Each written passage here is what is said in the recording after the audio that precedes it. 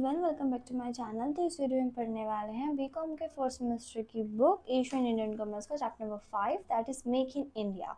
कि make in India क्या है। तो इस चैप्टर में पढ़ने वाले हैं कि मेक इन इंडिया क्या है, उसके ऑब्जेक्टिव्स क्या है, एडवांटेजेस क्या है, डिसएडवांटेजेस क्या है, कौन कौन से सेक्टर्स है जिन पर फोकस करा गया है मेक इन इंडिया को बनाने के लिए, एंड ये मिथ है, रियलिटी है, चैलेंज है, और कौन कौन से इनिशिएटिव्स हैं जो हमने लिए हैं, जो मतलब गवर्नमेंट ने लिए हैं इसको बनाने के लिए। तो चलिए शुरू करते हैं। So first start from the introduction की इंट्रोडक्शन क्या बोलता है। So make in India is a major national program of the government of India. It is designed to facilitate investment, foster innovation, manufacturing, improve skill development, protect intellectual property and build best in class manufacturing infrastructure in India. So make in India क्या है? ये एक national programme है जो कि government ने बनाया है। क्या डिज़ाइन करने के लिए? इन्वेस्टमेंट के लिए, इनोवेशन के लिए, मैन्युफैक्चरिंग में एक अच्छा हमारी स्किल डेवलपमेंट हो, हमारी इंटेलेक्चुअल प्रॉपर्टी बनी रहे और हमारी मैन्युफैक्चरिंग इंडस्ट्री बनी रहे, वो सब चीज़ों के लिए। तो ये जो प्रोग्राम है वह काफ़ी ज़्यादा वेरी सिग्निफिकेंट है, इकोनॉमिक डेवलपमेंट के लिए बनाया गया। उसका प्राइम एम क्या है कि हमारी जो एग्जिस्टिंग टैलेंट बेस है इंडिया का वो जनरेट हो, एम्प्लॉयमेंट अपॉर्चुनिटी बढ़े, एम्पावर हो, सेकेंडरी एंड टर्शरी सेक्टर्स भी हो। जो मेक इन इंडिया है एक इनिशिएटिव है गवर्नमेंट ने जो हम की इंडिया टू इनकरेज जो एमएनसी है उन सबको एक इनकरेज करने के लिए, as well as domestic companies को भी बनाने के लिए। Then it launch by honourable prime minister mister Narendra Modi on September 25, 2014। तो कब आया था ये? 25 सितंबर 2014 में। एंड जो मेक इन इंडिया है एक न्यू नेशनल प्रोग्राम है जो ट्रांसफॉर्म करा गया है India into global manufacturing hub बनाने के लिए। इसमें काफ़ी ज़्यादा वेराइटीज़ हैं फर्म्स के लिए, बहुत डोमेस्टिक इंटरनेशनल फर्म्स के लिए, कि कैसे आप इन्वेस्ट करोगे एंड कैसे सब कुछ आप मैनेज करोगे। सो इसके ऑब्जेक्टिव्स क्या क्या है वो पढ़ लेते हैं। सो जैसे कि attract investment, utilisation of Indian talent base, ease of doing business, for fostering innovation, skill development, protection of intellectual properties, build best class manufacturing infrastructure, zero defect and zero effect. तो उसके बाद attract investment, इन सब चीज़ों के लिए। So first is attract investment, जिसका primary objective क्या है मेक इन इंडिया का, कि गवर्नमेंट ने जैसे कि वो इन्वेस्टमेंट को अट्रैक्ट कर पाए across the globally sector, manufacturing sector के लिए। Then utilisation of Indian talent base, कि मेक इन इंडिया की जो आपका एग्जिस्टिंग टैलेंट है वो अच्छे से उनको एम्प्लॉयमेंट मिले, पावरमेंट हो सेकेंडरी एंड टर्शरी सेक्टर्स की। Then ease of doing business, कि जो बिज़नेस है आप इजीली उसको कर सको, आप एलिमिनेट कर सको अननेसेसरी लॉज रेगुलेशन को और प्रोसेस को इजी बना सको। देन गवर्नमेंट ज़्यादा ट्रांसपेरेंट हो, रिस्पॉन्सिबल हो। Then fourth one that is fostering innovation, की जो आपका अदर प्राइम ऑब्जेक्टिव है कि आपका इनोवेशन बढ़े, कि आपकी ग्रोथ हो, आप नया बिजनेस स्टार्ट कर पाओ, आपके न्यू आइडियाज़ मिले, टेक्नोलॉजिकल मिले, अनएक्सपेक्टेड मार्केट मिले। तो उसके बाद स्किल डेवलपमेंट क्या आता है? Skill development is the key objective, ये इसका की ऑब्जेक्टिव है मेक इन इंडिया प्रोग्राम का। The major objective behind the initiative of जो स्किल इन्हांसमेंट हो आपकी 25 सेक्टर ऑफ द इकॉनमी की 25 सेक्टर सिलेक्टेड 25 सेक्टर्स हैं जिससे कि आपकी स्किल अच्छी खासी डेवलप हो जाए। एंड द स्किल डेवलपमेंट क्या बोलता है कि to the identification of skill gaps, developing the existing skills to enable a person achieve his goal, कि वो आइडेंटिफाई करना है स्किल गैप्स का जो कि आपको डेवलपिंग में है आपके प्रोसेस में। Then skills and knowledge are the driving forces of economic growth and social development of India, की जो स्किल एंड नॉलेज है आपके ड्राइविंग फोर्सेस हैं जो कि आपके इकोनॉमिक ग्रोथ में हेल्प कर सकती है इंडिया के। Then six one that is protection of intellectual property. Intellectual property क्या होता है? आई गेस सो कि माइंड वाली शायद। Intellectual property is a collection of ideas, concepts. There are three ways to protect intellectual property: the use of patents, patents का use करना, trademark का use करना, कॉपीराइट का यूज़ करना। इन सबको अच्छे से करने से हम इंटेलेक्चुअल प्रॉपर्टीज़ को बचा सकते हैं। So patent applies to specific product design, ये पेटेंट क्या होता है? एक स्पेसिफिक प्रोडक्ट डिज़ाइन की बात करता है। And trademark to a name, trademark क्या होता है? नेम, फ्रेजेस, सिंबल्स के लिए। एंड कॉपीराइट क्या है? एक रिटन डॉक्यूमेंट है कि आप किसी की भी चीज़ों को कॉपी नहीं कर सकते हो। Then one of the objectives of making India initiate the boost entrepreneurship को बढ़ाना, जो government made it simple register को सिंपल करना एंड हायर उनको उन्होंने 100 trademark examines and reduced 13 months and trademark to 8 months, something like this.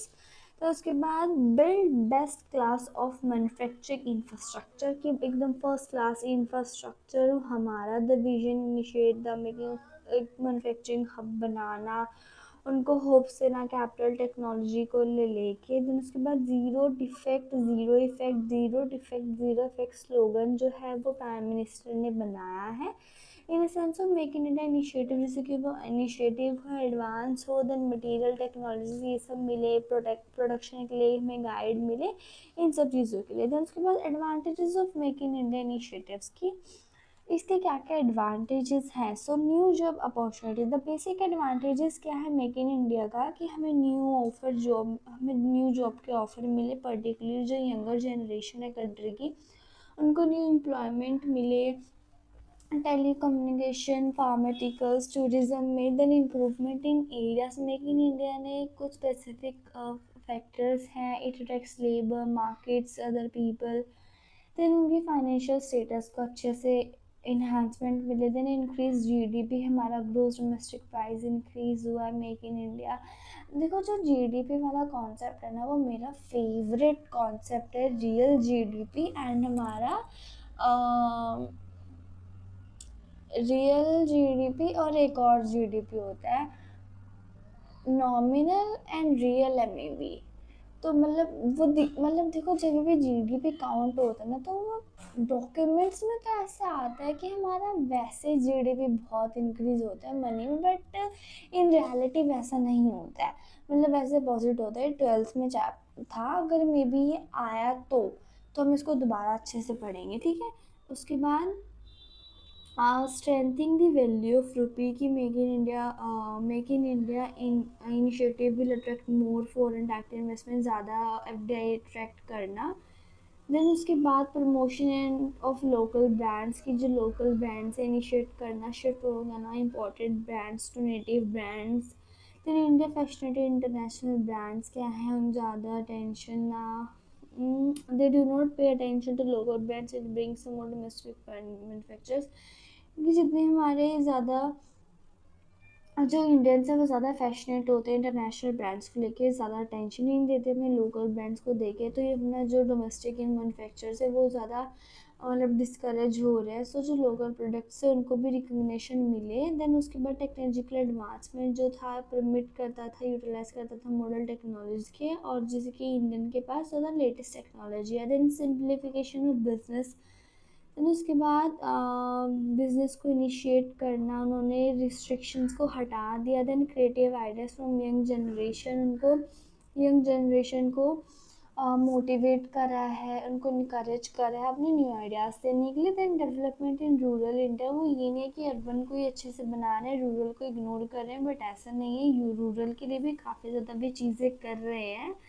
फिर उसके बाद जैसे कि स्कूल्स हॉस्पिटल्स इन सब के लिए लेकर। Then disadvantages of make in India initiative की क्या क्या डिसएडवांटेजेस हैं। So exclusion of agriculture, India is an agriculture economy, जो इंडियन है वो एक एग्रीकल्चर इकॉनमी है। The initiative promotes industrial development, exclude कि हम इंडियन एग्रीकल्चर को तो देख ही नहीं रहे हैं। डिसएडवांटेज है पॉल्यूशन, ये सब, loss of other sectors, loss of small enterprises.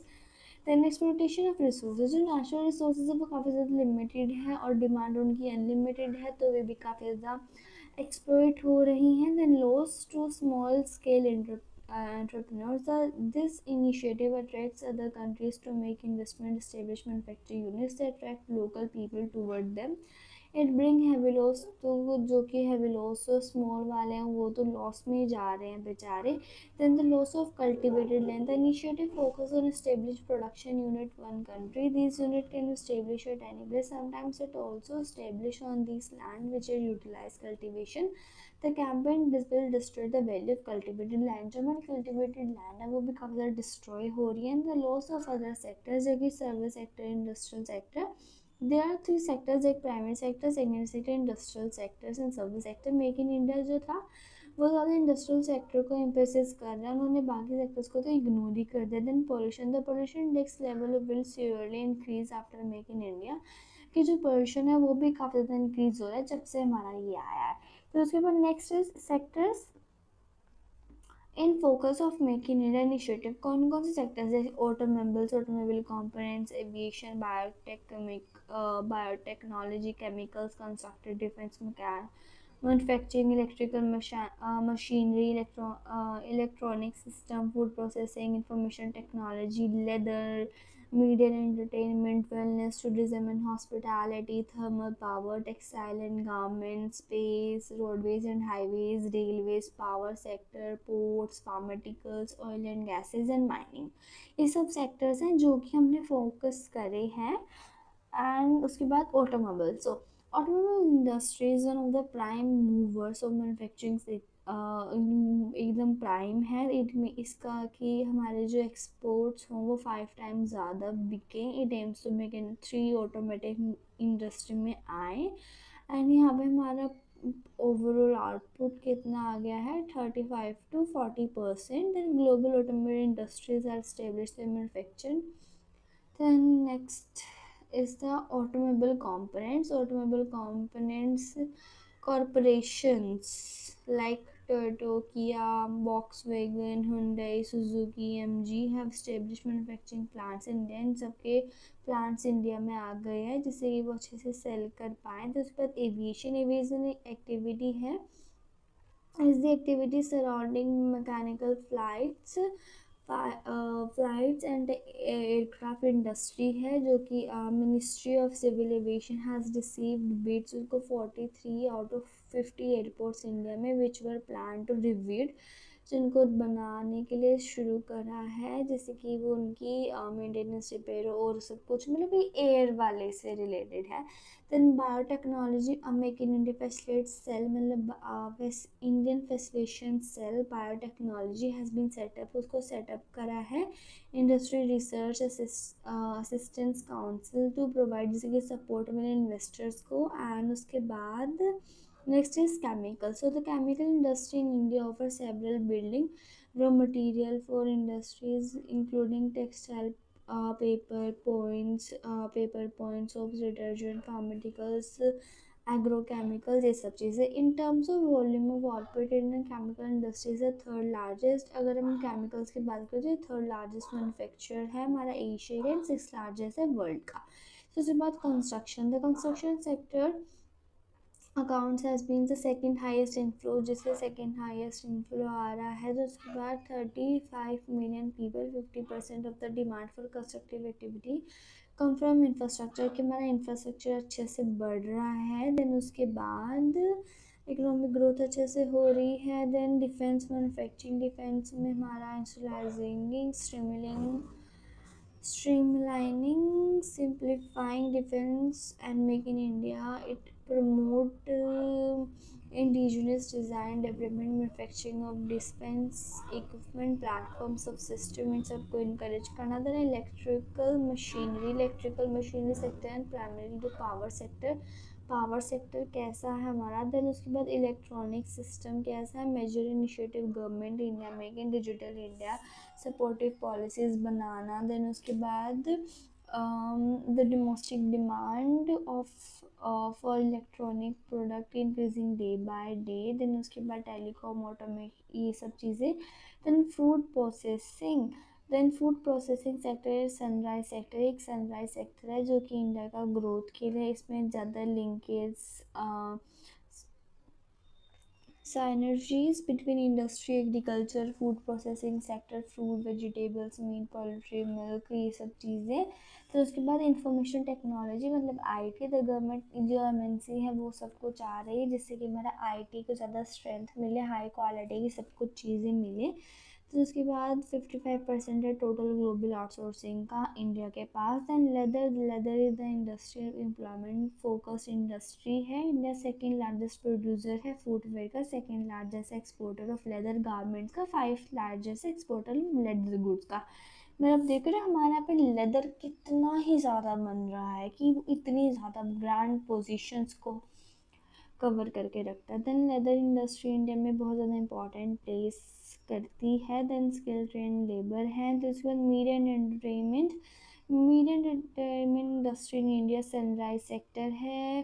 Then sunrising sector है, globally fifth largest media entertainment है मार्केट का। देन सेकंड लार्जेस्ट टेलीविजन है वर्ल्ड का and the biggest newspaper market globally है। फिर उसके बाद the media entertainment sector company का TV, radio, print, film, music और एनिमेशन, गेमिंग, एडवर्टीजमेंट, ये सब चीज़ें। Then mining sector in India has most significant industry of the economy. It offers raw material. Then उसके बाद oil and gases. Oil and gases is a key contributor. Then petroleum, crude oil and ये offer करता है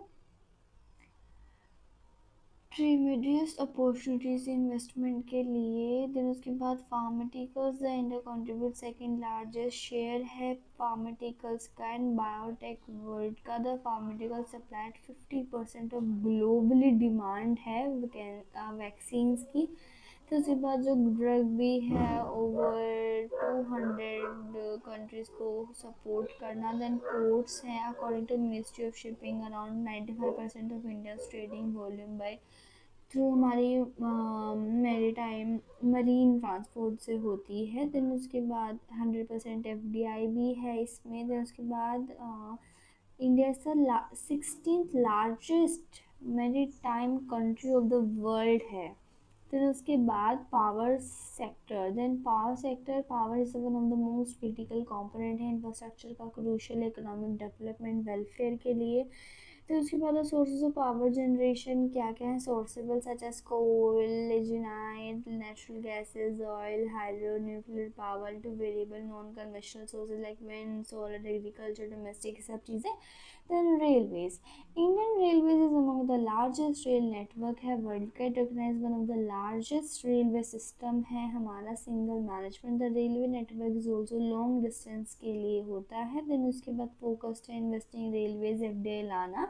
then roads and highways, India has the second largest network in the world. FDI is a permitted under automatic route in the road highway sector, then subject to applicable laws regulation.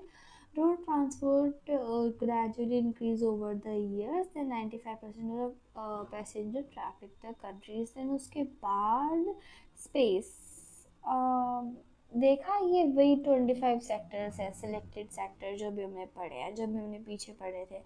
Then 21st is space. India has earned worldwide recognition for launching lunar probes and built satellites, ferried foreign satellites up to receive success in reaching Mars, the space program. And ISRO has जो इसरो है उसने भी cooperative arrangements बनाए हैं। Then textiles and garments जो है, textile garments one of the largest है world का and the with large raw material है। It one of the largest source of employment भी है। There are comprehensive then rules use man made fibres and thermal power. Government of India launched the initiative of Ultra Mega Power Project GMPP through the Ministry of Power and objective of develop large capacity of power. फिर उसके बाद tourism and hospitality. Then tourism and hospitality जो है वो भी emerge हुई है। Drivers and the beauty spread across the country क्योंकि टूरिज्म है। Then the wellness government constant effort है हमारे। The department of India systematic medicine and homeopathy है जो भी वो भी है। Ministry of AYUS Ayurveda, yoga, Unani, Siddha and homeopathy. O IUS भी बनाया उन्होंने, आयुर्वेदा, योगा, यूनानी, सिद्धा एंड होम्योपैथी। इसमें से मुझे योगा एंड होम्योपैथी पता है, बाकी तो नहीं पता है। फिर उसके बाद wellness industry further by factor yoga population, young population, then incomes. यही है कि बस योगा है, वेलनेस के लिए भी ज़्यादा फोकस है। तो बस इसमें यही था कि आपने कौन कौन सेक्टर्स को उन्होंने हेल्प करा, मतलब कि ना जितने भी सेक्टर्स उन्होंने कुछ ना कुछ बूस्ट करने के लिए कुछ ना कुछ करा, और ये सब उनके सेक्टर्स है जहाँ पे वो अपना फोकस रखते हैं। So next is make in India is a myth और reality, Asian challenges ahead in make in India के कौन कौन से चैलेंजेस हमें फेस करने पड़े थे, मतलब फायदे हैं तो नुकसान भी होंगे। So make in India is initiate aims to turn on the country into manufacturing design innovative hub बनाने के लिए initiative government adopt of inspiring, कि वो इंस्पायरिंग तो था but it has reduce the risk of factor investing for इनके risk भी काफ़ी ज़्यादा कम करें। But the following are issues, क्या क्या थे, shortage of capital, shortage of power, poor infrastructure, skill labour, large acquisition, poor governance and bureaucratic hurdles, then industrial sickness, labor law, industrial conflicts, political instability, lack of entrepreneurship attitude, poor global reputation, high rate tax, and provision of Companies Act. So, shortage of capital. Capital is treated as life blood of every business, कि देखो capital तो सब कुछ ही capital, मतलब initiate ही capital से होता है सब कुछ, तो capital is a necessity to start a new business. A large amount of capital invested in the needed, large समय चाहिए होती थी। then shortage of capital थी, ये भी बहुत बड़ा challenge था। then shortage of power, the regular power supply major issue, कि जो रेगुलर सप्लाई हमें चाहिए होती है बट हमें रेगुलर सप्लाई मिल नहीं रही थी। then उसके बाद वेस्टेज ऑफ मैन आवर्स भी हो रहा था। Then poor infrastructure, no business can succeed, अगर उनके पास high quality of modern infrastructure नहीं है तो वो भी सक्सीड नहीं कर पाएगा। देन उसके बाद ज़्यादा प्रॉब्लम आ रही थी high speed communication technologies, better transportation facilities के लिए।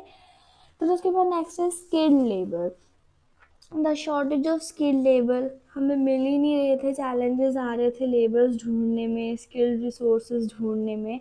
फिर उसके बाद land acquisition, the cost of acquisition land is very high, अगर हमें लैंड चाहिए तो काफ़ी ज़्यादा हाई थी, जिसकी वजह से प्रोसेस ज़्यादा कॉम्प्लेक्स हो रही थी। वह straight forward and for robust land acquisition policies needed, हमें एक अच्छी लैंड पॉलिसी भी चाहिए थी। देन उसके बाद poor governance, poor governance will obstruct the growth of economy, की इकॉनमी की कैसी ग्रोथ थी। फॉर्मुलेटिंग अ स्कीम, सिर्फ एक स्कीम को बनाना is not enough, implementing the same with effective governance also needed, हमें एक ऐसा भी चाहिए था जो कि उसको